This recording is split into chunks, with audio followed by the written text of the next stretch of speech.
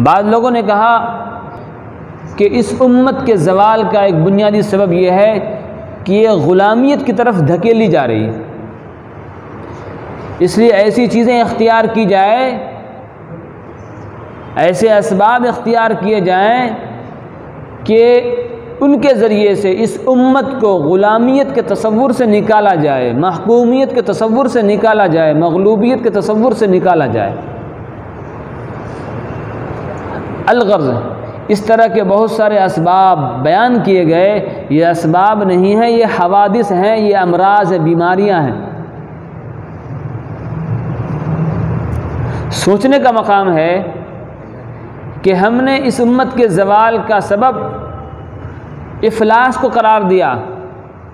کہ یہی ایک سبب ہے، حالانکہ ہم نے اس بات پر غور نہیں کیا کہ اس افلاس کے آنے کا سبب کیا ہے۔ امت کے زوال کا سبب تو افلاس ہے، لیکن افلاس کے آنے کا سبب کیا ہے؟ اس امت کے زوال کا سبب جہالت ہے، لیکن جہالت کیوں آ گئی اس قوم کے اندر؟ لا علمی کیوں آ گئی؟ جس امت کے اندر، جس دین کے اندر اقرا بسم ربک الذی خلق کے ذریعے سے تعلیم کی اہمیت کو بیان کیا گیا ہو، اس امت کے اندر لا علمی کیوں آ گئی؟ تو لا علمی کے آنے کا سبب کیا ہے؟ اس کو بیان نہیں کیا گیا۔ مغلوبیت اور محکومیت اور غلامیت اس امت کے زوال کا سبب ہے، تو یہ غلامیت کیوں آئی؟ محکومیت اور مغلوبیت کے آثار کیوں نمایاں ہونے لگے؟ ان کے اسباب کیا ہیں؟ اس پر غور نہیں کیا گیا۔ یاد رکھیے گا، جن حالات سے ہم لوگ گزر رہے ہیں، اس امت کا گزر ہو رہا ہے، بعین ہی یہی حالات اسلام کے آنے سے قبل تھا۔ جس زمانے کو ہم زمانے جاہلیت سے یاد کرتے ہیں، جاہلیت کا دور، جاہلیت کا زمانہ، جتنی ساری برائیاں اور جتنے سارے زوال کے اسباب آج ہمارے اندر تلاش کیے جا رہے ہیں، بیان کیے جا رہے ہیں، وہی تمام اسباب اور وہی تمام بیماریاں جاہلیت کے دور میں اس وقت کے قوم کے اندر، افراد کے اندر پائی جاتی تھی۔ کسی نے کہا کہ افلاس ہے، کسی نے کہا کہ جاہلیت کے زمانے میں عرب قوم کے زوال کا سبب جو ہے لا علمی ہے، جہالت ہے۔ لیکن اس زمانے میں نبی کریم صلی اللہ علیہ وسلم آئے، انہوں نے لوگوں کو جمع کیا، اور لوگوں کو جمع کر کے یہ نہیں کہا کہ تمہارے زوال کا سبب افلاس ہے، اس لیے افلاس کو دور کر لو، تمہارے زوال کا سبب جہالت ہے، لا علمی ہے، اس کو دور کر لو۔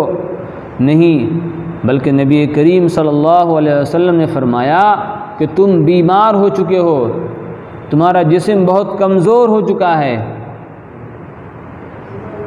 اور میں پوری دنیا میں سب سے زیادہ صحیح الاعضاء انسان ہوں، سب سے زیادہ طاقتور انسان ہوں، سب سے زیادہ صحت مند انسان ہوں، اخلاق کے اعتبار سے، اعمال کے اعتبار سے، عقائد کے اعتبار سے، افکار و خیالات کے اعتبار سے، یعنی میں ہر اعتبار سے صحت مند انسان ہوں،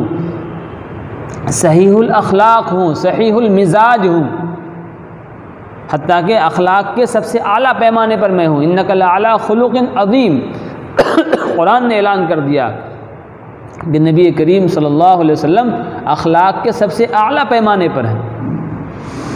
تو حضور نے اس وقت جو لوگوں کو دعوت دی، وہ اس بات کی دعوت دی تھی، اگر تم اپنے اندر سے ان بیماریوں کو، ان اسباب زوال کو دور کرنا چاہتے ہو، تو ایک ہی راستہ ہے کہ تم لوگ بھی میرے جیسے بن جاؤ۔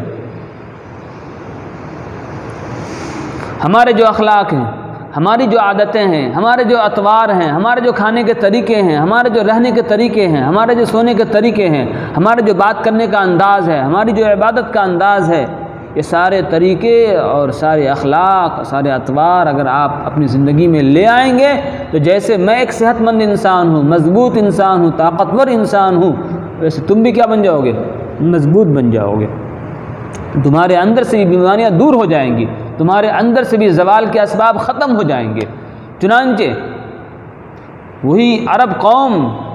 جس کو دنیا جاہل کہتی تھی، جس کو دنیا بیمار کہا کرتی تھی، جس کو دنیا کسی اہمیت کی نگاہ سے نہیں دیکھتی تھی، لیکن جب انہوں نے نبی کریم صلی اللہ علیہ وسلم کے اخلاق کو اپنایا، ان کی زبان کو اپنایا، ان کی نگاہ کو اپنایا، ان کی سوچ کو اپنایا، ان کے اخلاق کو اپنایا، اس کے نتیجے میں اللہ تبارک و تعالیٰ نے